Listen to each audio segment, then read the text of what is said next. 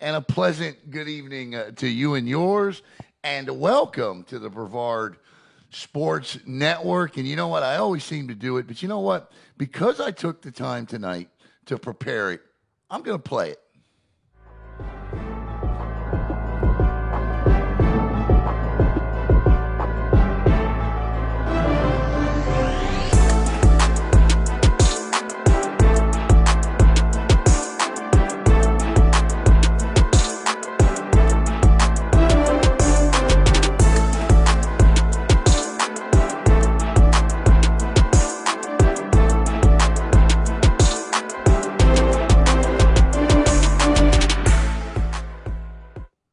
All right, welcome back. The guys always make fun of me because I always seem to forget the intros, but there you go right there. And welcome to the 2024 UbrZati High School Football Award Show tonight. Alan, Jackson, and Caleb with you here from the beautiful Melbourne studios. Of course, it is that time of the year, just 2 more nights, one more sleep, and this guy will be coming down your chimney, bringing all the boys and girls treats, and it was just another great year of high school football.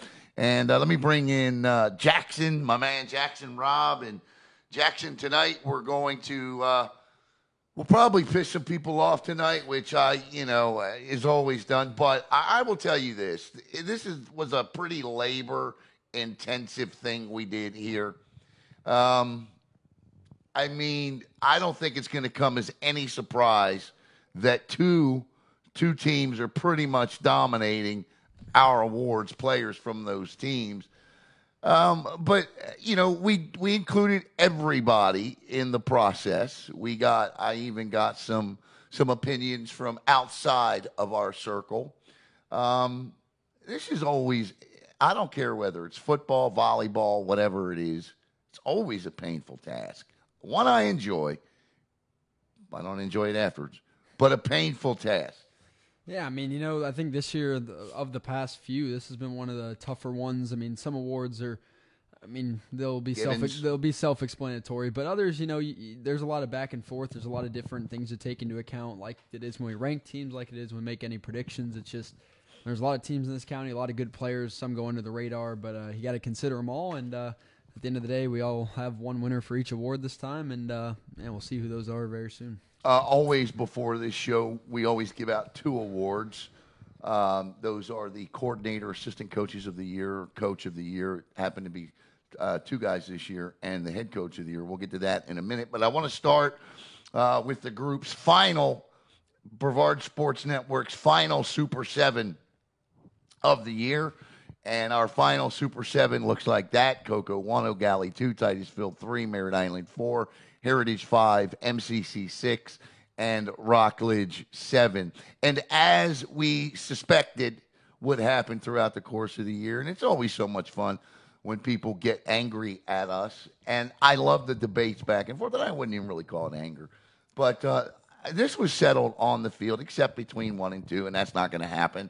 But I think when all was said and done, both Cocoa and O'Galley took care of business, did what they needed to do.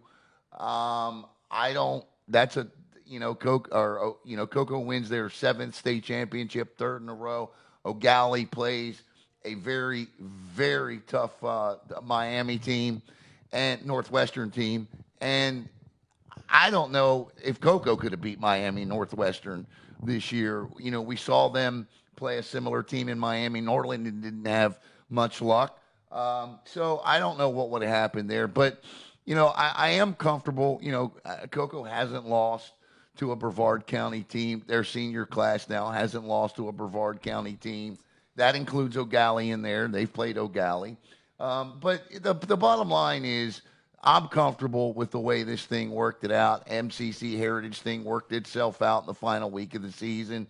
Merritt Island, I thought Merritt Island, if there was an award that you could give out for a team that was like, how they always have the unsung heroes. If there was an unsung team in this Super 7 this year, I'd have to throw my hat in the ring for the Merritt Island Mustangs this year because I thought that they just played every down of every quarter with every ounce in their body and soul. And I was impressed with them this year.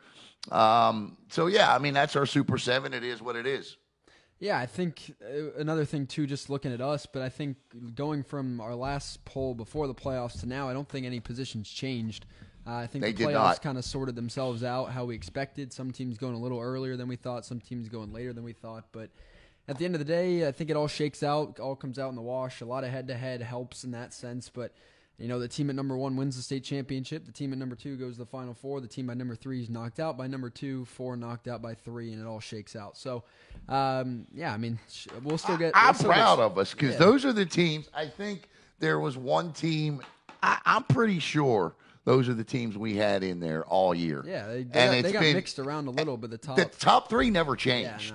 Yeah, it never changed from our first poll. It was always Cocoa, it was always O'Galley, and it was always Titusville. So I am proud of all of BSN this year because we were at times this year able to do 5 games on a Friday night, and we don't do these games without great sponsors like Coastal Strength and Barbell and Zone 6 and Rich's Auto Tech and Gamers R Us and Tails at the Barkery and, of course, Natwick Insurance, which powers BSN, and each one of them will be sponsoring one of these awards tonight. The awards that we did give out thus far to this point, our 2024 Brevard Sports Network Assistant Coach Coordinator of the Year goes to O'Galley Commodores co-defensive coordinators, Coach Hall and Coach Ramos, and just a terrific job by those guys this year. We've said all year that O'Galley's defense was the best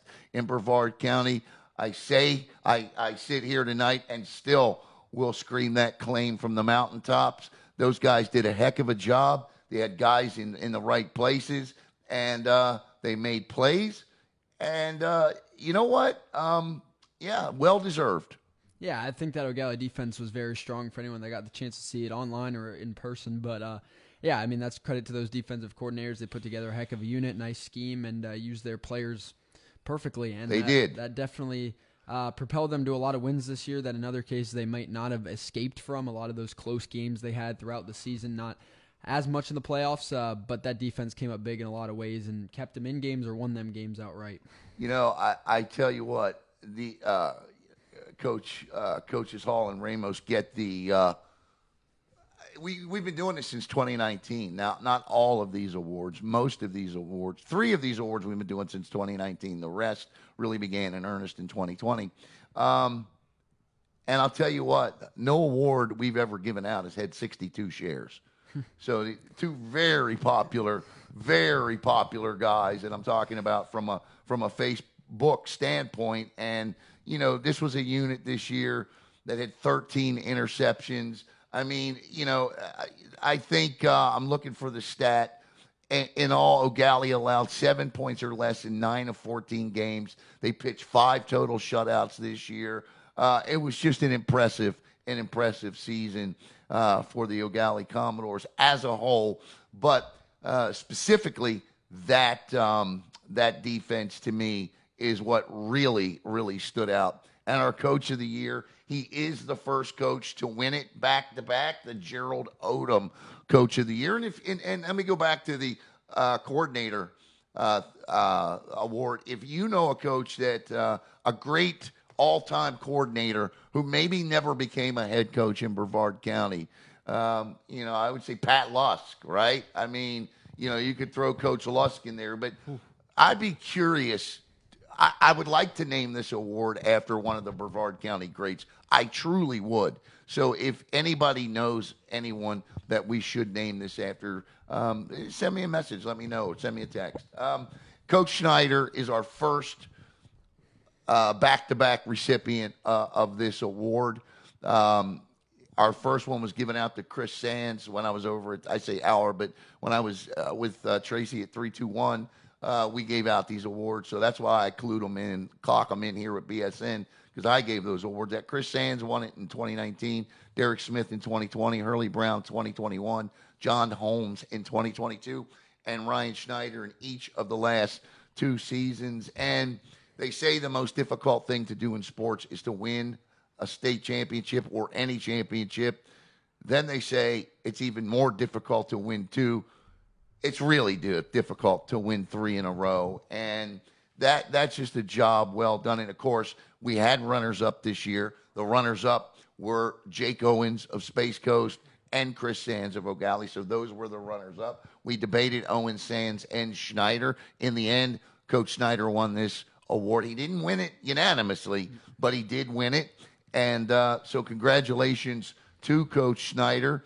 And I think it's very fitting that Coach Schneider is the first back-to-back recipient of this award, considering it's named after Gerald Odom, who is one of, if not the greatest coach to ever coach in this county. Of course, Coach Odom started at Merritt Island. He is in every conceivable Hall of Fame that he was ever eligible to be in. And I think what really is ironic about this is the fact that Coach Odom is the foundation for how Cocoa Tiger football began in 2002. Ken Goldfarb brought him over, and of course the legendary athletic director Ken Goldfarb hires Coach Odom towards the end of his career, and with him brings a guy by the name of John Wilkinson, who takes over the program. And since Coach Odom, it's only had 2 head coaches, and one of them has just won our second back-to-back Coach of the Year. So congratulations, Ryan Schneider. Yeah, I think we had 3 of the, this was one of the biggest highly debated awards that we had. I mean, for Coach Schneider, I think what it came down to was, it's the 3-peat. He won it three state championships Hard in a row. to do. Yeah, and also I think in what I saw a lot of it is the turnaround, because I saw this team the first 4 or 5 weeks, whatever it was, including the hurricane break week, to how they finished down the stretch. And I think you got to put that all on somebody from the start, the struggles. You put it all on Coach Schneider, then their rebound and how they were able to finish the season. And obviously had help from his coordinators, but the way Coach Schneider was able to rally those guys and just get them back going on the right track and able to go out and win that state championship, I think is a lot of credit to him and what he does there at the helm.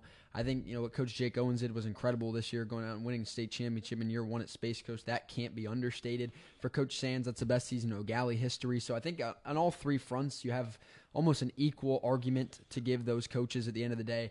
They all had a great argument, great seasons in their own right, but I think the 3-peat and especially the turnaround that Cocoa had from first half to second half, and that's They won their last 8 games by an average of a running clock. It was 36.6 points per game. They won their games in the playoffs by an average margin of 29 points per game.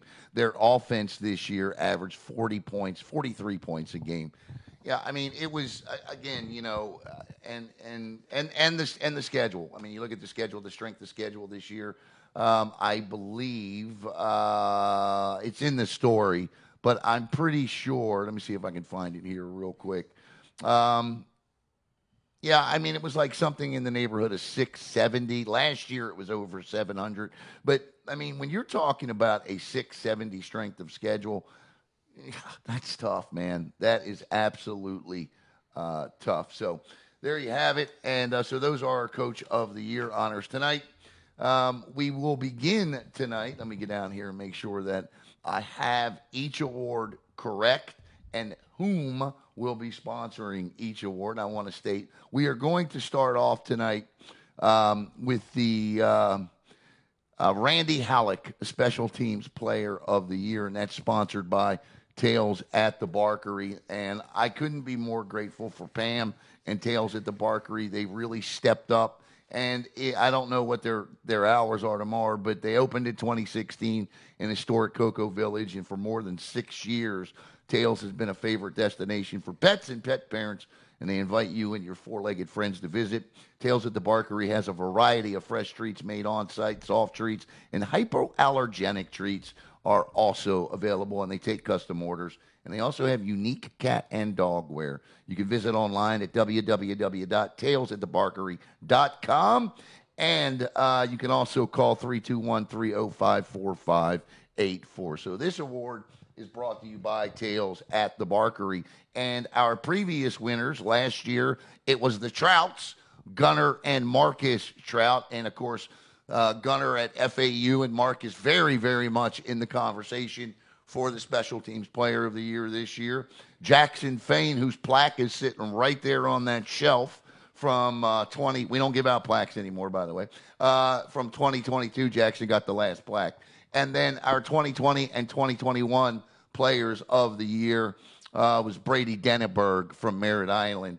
And so it is with great honor that I announced the Tales at the Barkery Special Teams Player of the Year award. And Randy Halleck, of course, real quick, if you didn't know Coach Halleck, he coached at Astronaut, a big guy on special teams. Really, really, he was a great head football coach, but he really believed in special teams. And, of course, his nephew is the relationship there. Logan Halleck is the head coach there. But we had a great debate over this. And this actually came down. This was actually a 5-4 vote is how this one went down. It really was. But everybody said both these guys are deserving. We split it last year. We're not splitting it this year. Congratulations to Dean Roberts of the Titusville Terriers this year, Jackson. 52% on his touchbacks. He had 46 kickoffs this year, 39.5 yards per punt average, 24 out of 26, 6 of 11 field goals. He hit a long of 50, and he hit that big game winner in the playoffs. He actually hit the game winner in the Titusville Merritt Island game that you two did earlier this season. It wasn't at the end of the game, but it was the difference in the game, and it was from 42 yards. He hit some big pressure kicks this year, and listen, Marcus Trout had a lot of great numbers because Coco scores a lot of touchdowns. So he's kicking off a lot, and he's kicking a lot of extra points, okay? But when it came down to it, our voters believed and really liked Dean Roberts this year, Jackson. Yeah, I got the chance to see Dean, and just a great kicker, and so is Marcus Trout and all the other candidates that got thrown around. We had a lot of great kickers, a lot of great special teams players, because I say just kickers, but many of them, pretty much most from kick and punt, and they both do that very well. And Marcus Trout, great season at Coco, but what Dean Roberts was able to do, again, as a punter and a kicker for Titusville this year, he came up huge for them in big situations. And this is one of those teams when I got the few chances I got to see Titusville, is a team that was comfortable kicking field goals. This wasn't a team like you see a lot in high school where you're going forward and fourth down inside the 50, inside the 40 a lot. I mean, once they get down around the 30-yard line, and he was part of their offense. Yeah, they were willing to kick field goals. They were willing to put him out there for deep shots and hit 50-yarders, which is something I see guys in the NFL struggle to do. So, I was just very impressed with Dean Roberts this season, and I think that at the end of the day, when it comes down to the little things, I think both him and Trout and all the other great kickers, I mean, we have Will Stewart at MCC was great this year. Caleb Garner at Satellite. You had guys like Chase Karpowicz at Merritt Island. Right. There were a lot of great kickers, but I think Dean Roberts was just a great 1-2 punch at kicker and punter for Titusville this year, and as you mentioned, was a key in winning multiple games this year for the Terriers to get them on out of the first round of the playoffs. Yeah, no doubt. And Marcus, of course, a punter as well. But again, in the end, we really believe that there's just something to that kick in the playoffs that I think pushed Dean. Caleb, you have something you wanted to say? And for me, it's not, you were talking about he's part of their offense. You'll see it kind of at the end of the highlights. He had a couple fire calls where he had to make big passes where, kick went awry. And part of being on special teams is being able to make those special plays when your process does not go as it should. Right. And we just saw one there that drew a pass interference penalty. Correct. Right. And again, that's 15 free yards. Right. So, congratulations to Dean Roberts. And I believe he plays soccer for Titusville as well. So, good job, Dean, and way to go, buddy. All right, let me get the camera straightened out here, get it fixed right. Otherwise, we're going to be looking in different directions. Okay, so there is our Special Teams Player of the Year award. The next award is going to go to the lineman of the year in this one. And one of our colleagues said it best. This was another tough award. And I tell you, because in the end, there were really 4 guys we took a look at. We took a look at Jeremy Priest, Javion Cooper of MCC, DeMoss Pitts, Brandon Brown there at the end of the year, because he went both ways. He did offense and played, or defensive line, and played some offense. In fact, he screwed us up on the roster because he had to change his jersey from 20 to 56 because offensive linemen can't wear 20. And his team, Jaquez Joyner, Sandman Thompson, a lot of guys that, we looked at, and we didn't just look at pancake numbers. We looked at guys that we really felt like made a tremendous difference on their football team. And it's funny, I'm going to tell a story here. 4 years ago, I remember having a Facebook conversation with the winner's mother saying that, if he continues, there's no doubt in my mind that I can see him, by the time he graduates, collecting this award, because he was in the crowd there as a freshman or a sophomore when you and I did this at, what was the name of the restaurant we did Walk-Ons. it? Walk-Ons. When we did it at Walk-Ons. He was sitting right there with his mom and his brother. So when he was able to come back this year and join his team, and that's the other thing I want to talk about too, and we're going to talk about the suspension aspect of this as well. But without further ado, our 2024 Brevard Sports Network, Mike DeGore, who is one of the, if not the best offensive lineman to ever play in Brevard County, still the only offensive lineman to win an MVP in a state championship game, went on to become a Florida Gator great, is going to be Chavez Sandman Thompson. And let me tell you something. There was debate because Sandman, it was well known that Sandman spent the first whatever amount of games suspended from his whatever occurred at O'Galley last year. But there comes a time when you have to say a student athlete pays his dues, right? Sandman paid his dues. He did his time, so to speak, okay? He came back, and when he came back, don't get me wrong, C.J. Jones, Jaquez Joyner, Nick Turner, those guys were doing a terrific job. But when Sandman Thompson stepped into the middle of that Cocoa Tiger offensive line, and he played defensive line as well, it was a different football team. It just really was a different football team offensively. I think I saw more time develop for Brady Hart in the pocket. The running game started to open up a little bit. But for me, this young man is an absolute beast. He's going to be a great D. Now, he's 6'1", 6'2", so he's going to be an interior lineman in college. But the heart, the strength, because he's a hell of a wrestler too, by the way, okay, is going to make this guy a Sunday player, Jackson. Yeah, I think the story I can give for this one, just to give even more to just tell you about Sandman. I was talking to Coach Snyder on the field post-game a week and a half ago at the state championship in Miami. And I'm talking to Coach Snyder about the offense and what they were able to do. And he makes a point to pull Sandman over into the interview and basically just say, I'm not going to twist his words, but essentially he's one of the biggest parts of the offense, helps the offense work, one of the hardest working players they have. And somebody wanted me to consider him for MVP. I'm just telling you. Yeah, I mean, I don't have the words verbatim in front of me to tell you what Coach Snyder said. If you're interested in that, the post is up there. But long story short, he made a point to pull over Sandman. While I was talking about the offense, he talked about Brady Hart, JAYVAN, BOGGS, and all those guys on the offense, but he made a point to bring Sandman over, give him his time during that interview and in that spotlight to just say how big of an impact that he had on that offensive line. And they have a great offensive line, too. Nick Turner's an FAU commit. Jaquez Joyner's a UCF commit.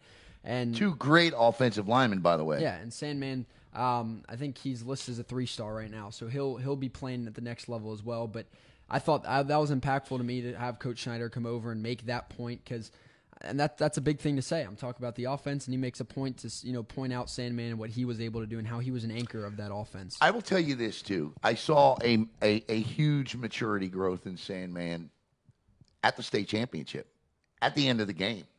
Okay. Maybe 2 years ago, Sandman gets up and it's a different outcome, but it wasn't. And, in the heat of the moment, you could really see the growth in Sandman. And I know you know the family very well, Caleb. And so I know you have something to say. Well, I would say, one of the biggest things that I took away, the playoff game I did with Logan, he said he had never seen so many pancake blocks in pass protection from a center. I mean, Sandman would snap, jump, and as I call it, baptize somebody and be ready to take on another block in pass protection. Right. But no, it is, I can tell you that I was impressed. I was utterly, utterly impressed. And I don't know if Alicia remembers that conversation we had in a couple of years ago, but it hit me as I was making his graphic for the lineman of the year. And I tell you, the amount of work that he had to put in, missing 4 or 5 games, is incredible to win this award, because this is probably the hardest award to win, because there's 5 up front, 5, 6 up front. And, so yeah, congratulations to Chavez, Sandman, Thompson, and well deserved, I believe. Okay, we're starting to get down into the real nitty gritty of it here. Not that the linemen and the special teams aren't, but now we're going to move on to our defensive player of the year, and our defensive player of the year. And by the way, that award, and I want to make sure I get this, is sponsored by Coastal Strength and Barbell. And let me tell you something. Sandman, if you're looking for a man who can help you out in terms of lifting some weights, and that is Isaac Bermudez at Coastal Strength and Barbell, because Isaac is fantastic at what he does. And for more information there, you can log on to www.coastalstrengthandbarbell.com or call 321-604-1798. So thank you so much. Our next award, as I said, is going to be the Defensive Player of the Year award, and that is the Wilbur Marshall Defensive Player of the Year award. And this award is sponsored by Rich's Auto Tech, home of the 1,000,000-mile warranty.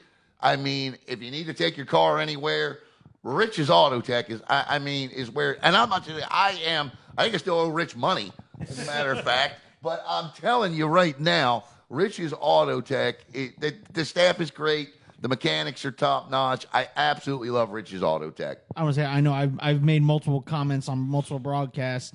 I almost want to automatically say the official auto mechanic of Brevard Sports Network, because whenever we've had issues, Rich's Auto Tech. That car's got a new engine in it, right? Yes, but that new engine has probably 160,000. That's a Hyundai, for God's sakes. Yes. All right. So I mean, come on. That thing just went to Miami 2 weeks ago. He has bailed us out of some big situations. You are not lying there, brother. So this award sponsored by them. And again, Jackson, if you're going to pick the Defensive Player of the Year, you probably are going to start with the team that you think is the best defensive team in the county, which we did, who have the Coordinators of the Year, which we did. And while we searched high and low across the county, and congratulations to players on other teams, the JAYVAN Hilsons of the world, Niceer, Tyon Jacobs, everyone out there. Titusville has some studs, some great linebackers at Titusville. But in the end, this is an award. And let me give you some of the previous winners of this award. SAMADRAE Hawkins, Cocoa, Logan Barnhill, Melbourne, Gavin Rowell, Melbourne, Day White, Cocoa, Ladarius Tennyson, Rockledge. So these are the guys that have won this award in the past. And of course, Wilbur Marshall, and I had somebody send me a text last night, why in the hell is this award named after Wilbur Marshall? Well, some people don't know Brevard County history. Wilbur Marshall played at Astronaut High School, so that's why. I mean, if you're looking for the greatest all-time defensive player in the history of Brevard County, Wilbur Marshall is a good place to start. But our 2024 Rich's Auto Tech, Brevard Sports Network Defensive Player of the Year, the Duquesne commit, A.J. Forehand from the O'Galley Commodores. Great year for AJ. And Josh Roberts, by the way, very, very, very much in that conversation, Jackson. Yeah, I think this one, by face value, might be a surprise to some people, but the first thing I'll challenge anyone to do is go watch O'Galley this year. Any O'Galley game, pick one, it doesn't matter, that we have. Well, we're going to show him something. Yeah, but AJ Forehand, I called his name probably 30 times a game, and all in a good way. He led that team in tackles, but what stands out to me from that numbers is you have a lot of guys this season in Brevard over 100 tackles. I mean, that's an impressive feat in and of itself.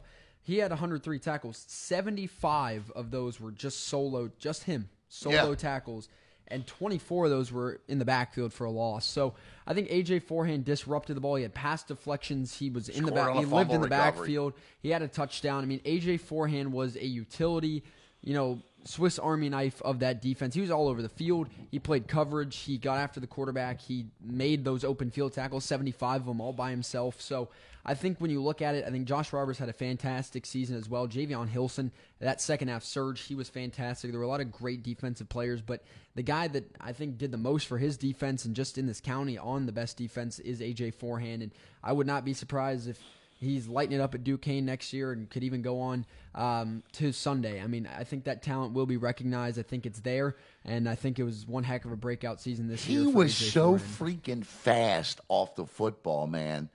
It was like his number, and I know I'm getting old, my eyes are going, but it was like his number was literally blurry sometimes is how fast he got off the ball. And I don't care who they were playing. It didn't matter. He had a good game against Northwestern. He had in their loss up in Lincoln, Tallahassee, he had a good game. It didn't matter who he played against. AJ Forehand is a guy that, Duquesne got a good one. I want to say, you're seeing some of these highlights. He's pressed up, like he's coming in for a rush and dropping back into coverage where the ball's going to, magically appear. I mean, to have that kind of speed and be able to do that fluidly is scary. That defense played well against Lincoln Tallahassee. Yes. There were a couple turnovers in that game that put that defense in some bad field position spots. So that happens, but they nearly bailed them out a couple times of that. Much like Coco against Venice, right? It was the same thing. Coco's defense bailed them out a couple times, but there's only so many times it can happen, and then you're wore out at that point. But AJ Forehand to me was just, if you pick 10 guys to start the year who would be preseason favorites to be the defensive player on the year, no disrespect, AJ, but you weren't on the list. This is a hell of a year from him. And, you look at his stats, and, we're looking at his highlights now. I mean, you look at his stats. What do you have there, Jackson? He had 103 total tackles. 111 tackles. He was first on the team in that. 26 tackles for a loss. He had 6 sacks, 6 caused fumbles. He recovered one of them, which, oh, by the way, he picked up and ran back for a touchdown, and 4 passes defended. So I am, extremely comfortable with the A.J. Forehand pick. Yeah, I think, again, I thought Javion Hilson had an incredible season in his second half surge, but that's a guy, for Hilson, he's a 5-star. He's a Missouri commit. You got, Josh Roberts, the FAU commit, but I mean, he is a Duquesne commit, but I don't think you hear about AJ Forehand as much. So there's that shock value of, how did he win the Defensive Player of the Year? Again, go watch him. Go look at the stats because, again, I did a lot of O'Galley games, and I can tell you I called his name more than anyone else on that defense, whether that was a breakup by AJ Forehand, whether that was ball popped out by AJ Forehand, whether that was a sack, tackle for loss. He made those plays, and you can't understate having over 100 tackles as well as going 26 out for a loss and having over 70 of them solo. Most times you see guys with 100 tackles, it's 60-40 solo assisted. He was 75-25 pretty much. So he did a lot of that on his own. He made those plays himself, and again, that defense was huge this year. We talked about that with the coordinators, but A.J. Forehand, I thought, was the anchor of that unit amongst a bunch of other great players, Josh Roberts, Brandon Brown, Caden Davis, but I thought A.J. Forehand did the most on that defense. I think all around, I think he did the most as a defensive player in the Brevard County, and that's where the award goes. Coming up after, we have done some really special holiday interviews for the holiday break because we don't have anything on broadcast, but coming up immediately after this is over, we're going to sit down with Tay Farmer, who is the king of rushing in the state of Florida. He surpassed Marcus Burgess and Dalvin Cook to become the all-time leading rusher in Florida, the former West Melbourne Heritage and Cocoa standout. He gives just a terrific interview, and you'll see that immediately following that. Coming up in the next couple of days, you'll see the Samuels brothers. That was a terrific interview as well. Also followed by the Walters family. We sat down with all of the Walters family and had a terrific interview. And today we had a couple people in studio. We had Satellite Cross Country, Doug Butler in. It was a lot. We're trying to fill the void between the time we get back to come on, Gabrielle. Easy now. I mean, I wouldn't want you to miss any awards, Gabrielle, so go easy there, okay? Easy peasy lemon squeezy there. When we do this, we don't do this our way. All right? We'll do it our way.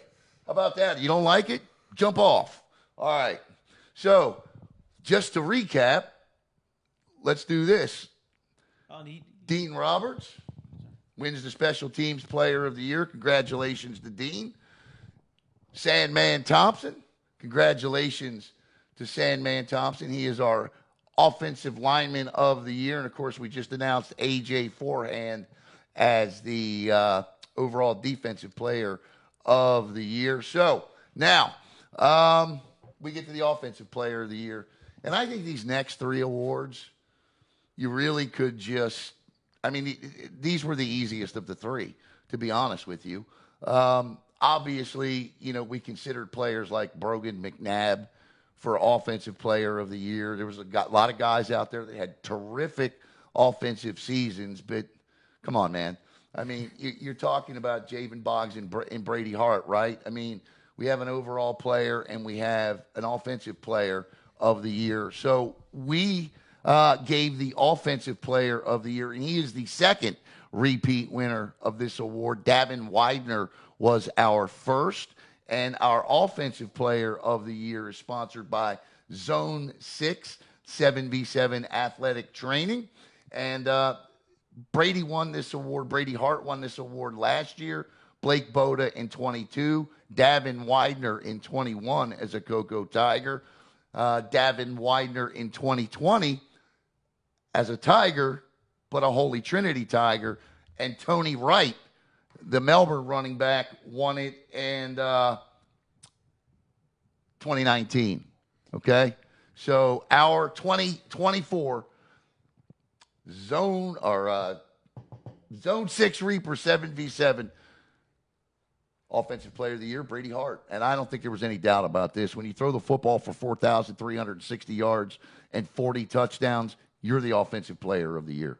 Yeah, I think first and foremost, this is a guy that easily could have been back-to-back Player of the Year if it wasn't for someone we'll talk about in a little bit. But, yeah, I mean, this is a record-breaking season from Brady Hart, and one that I don't think could have gone much better for him. He finishes his Cocoa career 2 state championships, and, I mean, what more could you ask for this year? Brady had the most yards in the state of Florida. I think he was top 20 in the nation, finishes with over 4,100 yards and over 40 touchdowns. So, I mean, it's an insane season. I mean, I think this was one of the better, probably the best season in 4 years I've seen as a quarterback in Brevard County. And just looking at Brady Hart, what he did last year, and just growing into his own as a quarterback and as a passer and becoming more mobile at the end of the season, just coming into a complete quarterback was impressive. And just throwing for 4,000 yards in high school, that's something, you know, not every NFL starting quarterback does every year. So the fact you get a high school quarterback to do it in 14 games to throw for 4,000 yards, that's pretty crazy. And again, I think he could easily be a Player of the Year if it wasn't for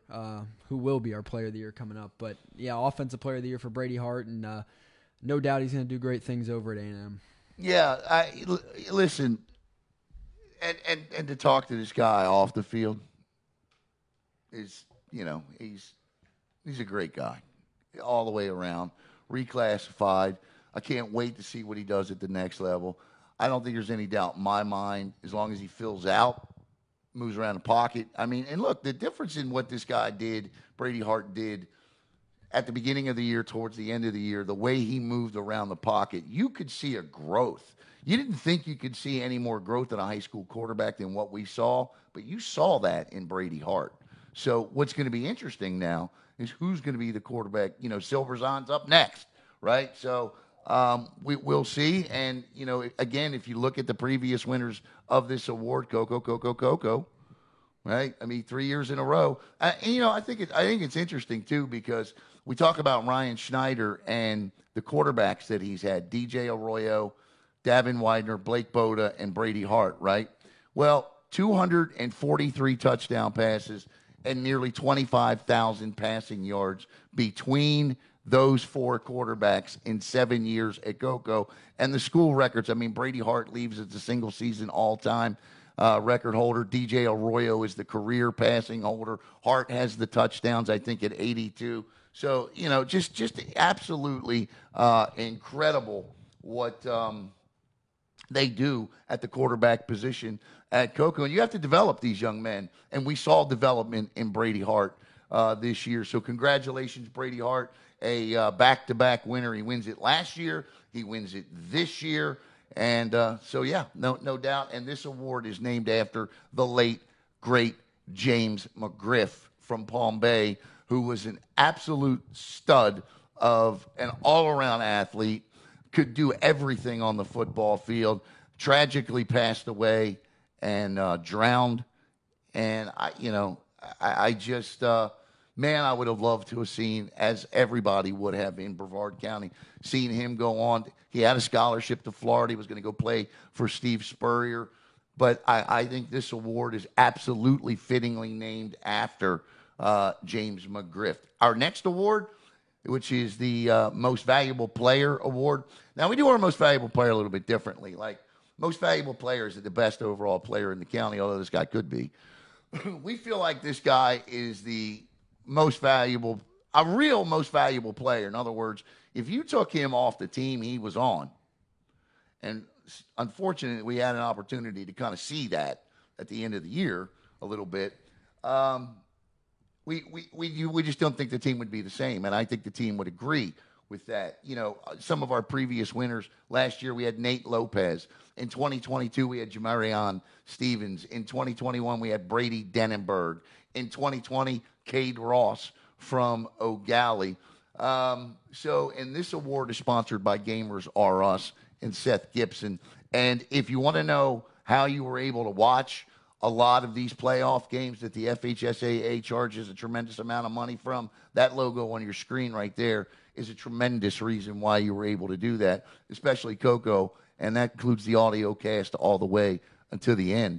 But I should make them wait longer on this one, just because the comments got me so irked, because I have no idea what the hell she's talking about with hating on players, because I don't think we hated on any player. Hold on, no. Let me explain. That really has me upset. All right, no, let me explain. Yeah. There is a certain commenter who was throwing some negative things O'Galley's way. And well, throw him off the stream. I did. Okay. But I guess as I was doing it, Larice was saying, stop the hating comments. All right. And let's all be adults and congratulate. Yeah, okay. Because I'm sitting here trying to figure out who we're hating on. No. It wasn't towards us. It was towards someone in the comments. All right. My apologies then. Never had that happen before. My God. All right, here we go. And this award is named after James Folston, by the way. And, of course, you know Coach Folston, played for the Raiders, went to Coco. But when you're looking for the epitome of heart, soul, and what it takes to be a true MVP, that's James Folston. That's Coach Folston.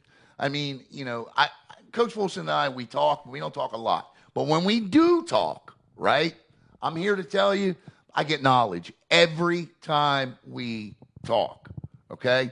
So without further ado, and this young man, we considered also for overall player of the year, because we really felt like he could have won this award as well. And we've been saying this all year, and this is not going to surprise anyone. So our 2024 most valuable player, sponsored by Gamers R Us, Xavier Larice. And every time Xavier Larice stepped on a football field, you knew something big was going to happen. You knew he was going to make a play that turned the game around. He did it on offense. He did it on defense. He did it on special teams. He did it on defensive special teams because he was the team's punter. So, I mean, if you're looking for most valuable player on every team in this county, and not only that, Larice could be, a 5-star player on any team in this county. And what he did this year, he led the team with 1,434 all-purpose yards. That included receiving. He was the leading receiver. He scored the most touchdowns on the team this year with 14. He led the county, I believe, with 6 interceptions. He had 41 tackles. And, oh, by the way, averaged 33 yards a punt this year. There was nobody else. He was the unanimous choice for this award. Yeah, I think what you look at here, and it just can't be understated, when you look at the most valuable player, because, again, that could get misconstrued, but you take him off of O'Gallie, and we saw that against Northwestern in a sense.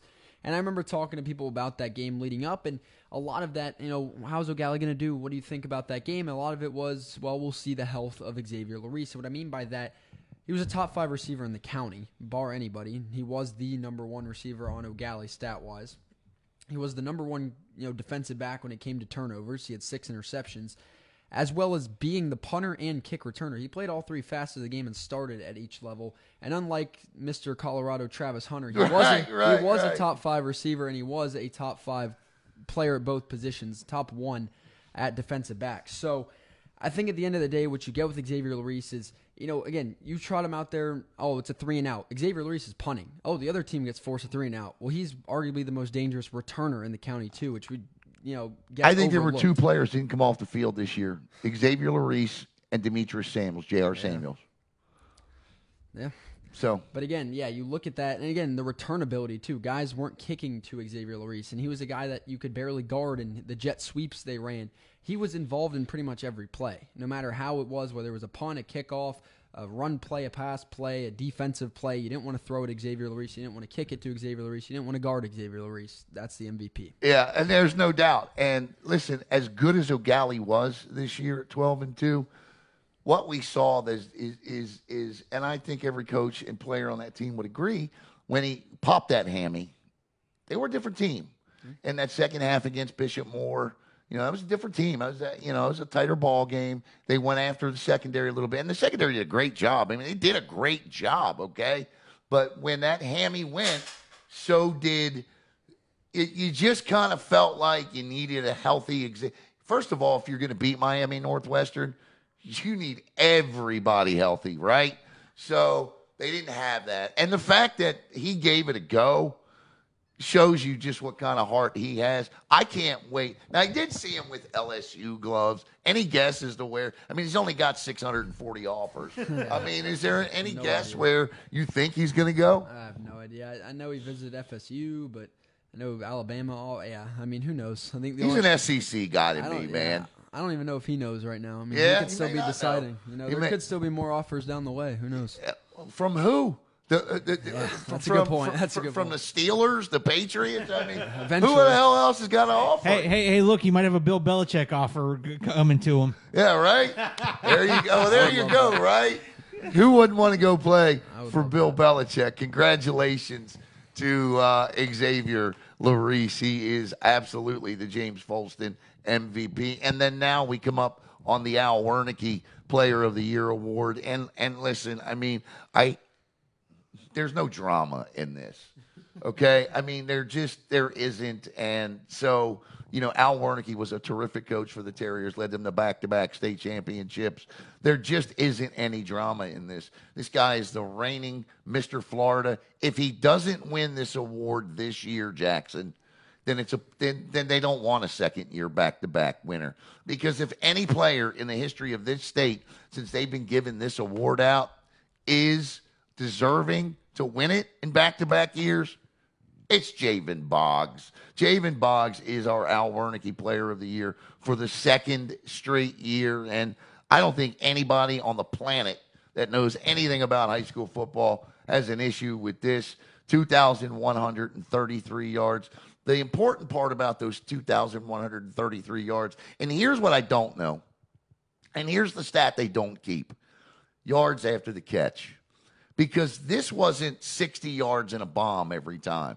This was 15 yards across the middle and 60 yards down the field into the end zone. In that state semifinal game, he literally put that team on his back in the final, for 17 catches and 378 yards worth of time. But JAYVAN BOGGS, to me, man, he's going to FSU now. I just hope, because to me, and he's got a good relationship with Gus Malzahn, but Gus Malzahn didn't play our guys from Brevard County over at UCF. Enough for my liking, okay? So, I use him, Gus. Use him, because he's going to probably be the best guy you got at that position from day damn one.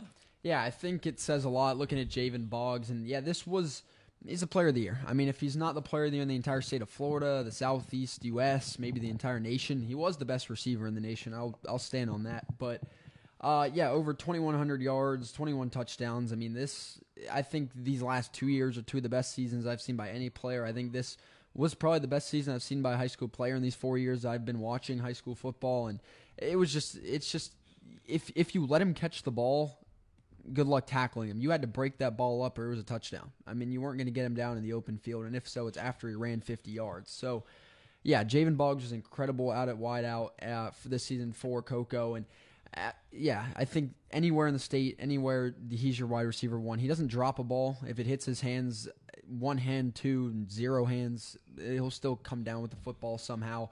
And, I think in a lot of ways, as you said, that state semifinal, 378 yards, whatever, some insane record-breaking number that he had in that game. I think 3 touchdowns as well. And that by itself just shows you how good of a player that he was, just to do that at a high school level.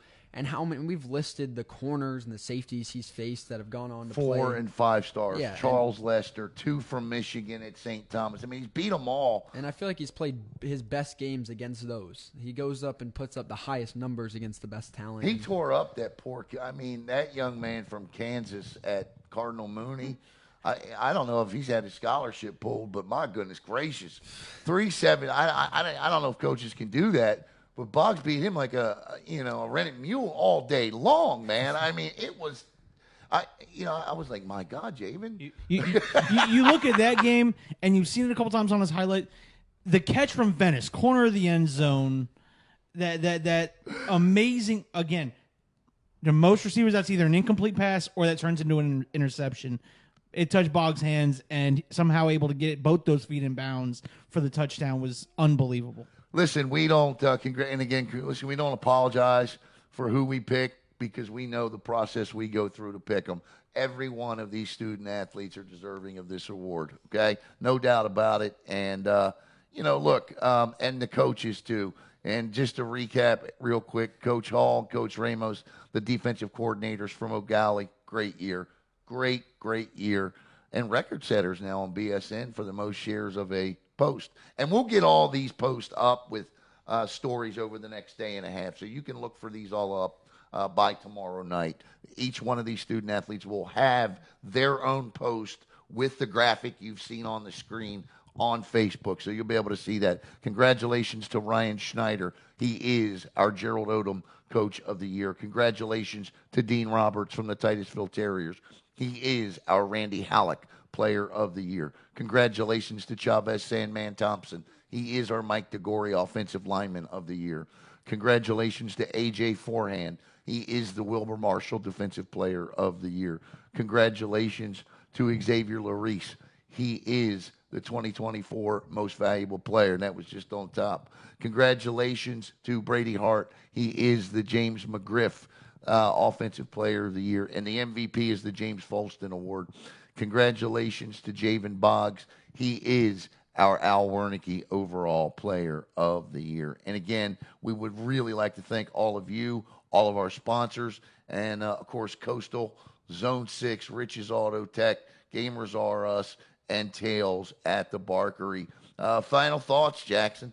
Yeah, that's a wrap on the 2024 football season. It was a good time all year long. It was a crazy one. A lot of ups and downs, a lot of teams. Definitely a lot of. I think this was the most highly debated year when it came to anything. I think there was just a lot of stuff to break down. These awards weren't easy, but I think we ended up with the right choice for a lot of them, and most of them.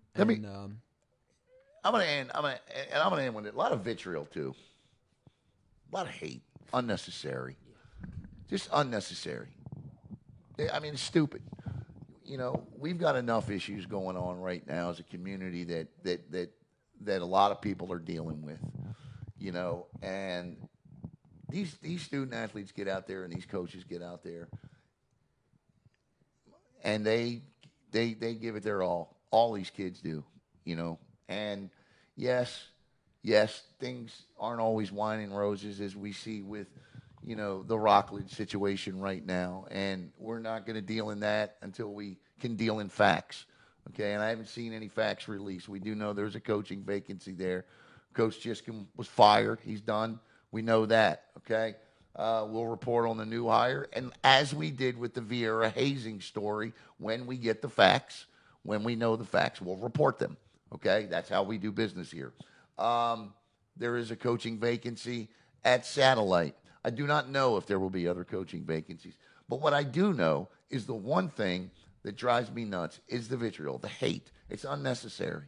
These are high school student athletes. And I know that times are changing. I get it. NIL, okay? These guys are getting paid. Coco's 5 signees are going to be pushing an NIL valuation of $10 million. That makes a lot of people jealous. I get it. That's just human nature, okay? But those kids worked hard for that, okay? They worked hard for that. So take a step back before you leave a comment about a team or a program or a player.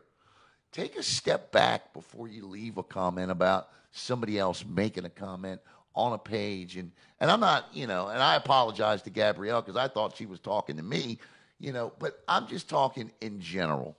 Like when we release our, you know, our Super Sevens, some of the comments are so damn hateful. It's, you really do have to take a step back and laugh at it. And there is no reason for it. Okay? Legit, you know, we will do our jobs as again, facts rise up. We will report what we know. And as we always try to do here at Brevard Sports Network, we will try to scoop the rest of the world. Okay? It's what we do. It's what we try to do. It's why we cultivate the relationships we try to cultivate. And look, you know, we're guilty sometimes too. You know, in turn, you know, we get upset, we get mad. You know, we're human beings as well. And I think we do a pretty good job, you know, for the most part. But easy. We don't need so much hate on this. Yep. It's high school football, for God's sakes. Look, high school sports in general, we should be just celebrating the fact that we still have it. I mean, high school sports should be something that should be celebrated and playfully debated, you know, amongst. I'll debate you all day. Right, but keep it in the terms of respect and celebrate. I'm going to respect you. You respect me. Correct. That's the bottom line. I mean, I'm a high school student athlete, and I'll tell you, at the end of the day, you know, at the NFL level, those guys, that's their job. They're paid. Oh, we can throw shade there. Yeah, they're paid more than doctors, and they're paid the most in the nation. When it comes to college, at this point now, those guys are paid just as much. When it comes to high school, no, you got a game on Friday night. You go back on Monday, you're back to class. Right. You're back to the clubs. These guys are great students as well. Many of them have high GPAs, classes, clubs. They're doing other things. Right. So at the end of the day, they aren't living and dying by this. And they do read these things. Yeah, and it does affect them. And again, if you disagree with what we say, that's we fine. can take that on the chin. But don't, like, you know, Coco and Gallie, they're not even rivals. Right. At the end of the day, it doesn't matter. Right. Their records, they're not in the same district. They're in the same county. That's just geography. Right. But they're not in the same district. They don't play. That's just our opinion. Do we want to see them play? Absolutely. But they're not, and that's the bottom line. It's not Michigan and Ohio State. That's two correct. teams that have no history. And that's right. So enough with the vitriol. I think that we can next, and we'll, of course, we won't have this kid over here. You're done. Yeah. You're done with high school football. I'll steal some games from you coming up. I know you will. After the break, when we come back from the break, we've got Cape Coast Conference soccer and Cape Coast Conference basketball for you as well. So once again, I'm just going to roll the video because it's been a fun one. It's been a fun year. It's been a long year. It really has. And again, congratulations to the following student athletes that you're seeing on your screen. And again, we'll get them up for you in regular turn, and Coach of the Year and Coordinator of the Year. So, Caleb, do you have any final thoughts? No, you guys summed up everything I needed. Very nice. All right. So, listen, Merry Christmas to you and yours out there, and a Happy New Year. Be on the lookout coming up here in about 5 minutes. A great interview with Tay Farmer, who's getting set to enter the NFL draft. Here's hoping this guy brings you all, let's just say, that you deserve. How's that? That's a good one, right? Let's say he brings you all that you deserve. For Jackson Robb, for Caleb Brown, congratulations again. And I want to thank everyone at BSN, because we've been on this thing for 3 weeks now picking these awards. So for Caleb Brown, for Jackson Robb, I am Alan Slaughter-Zinski. Have a great, great Christmas and an even better New Year.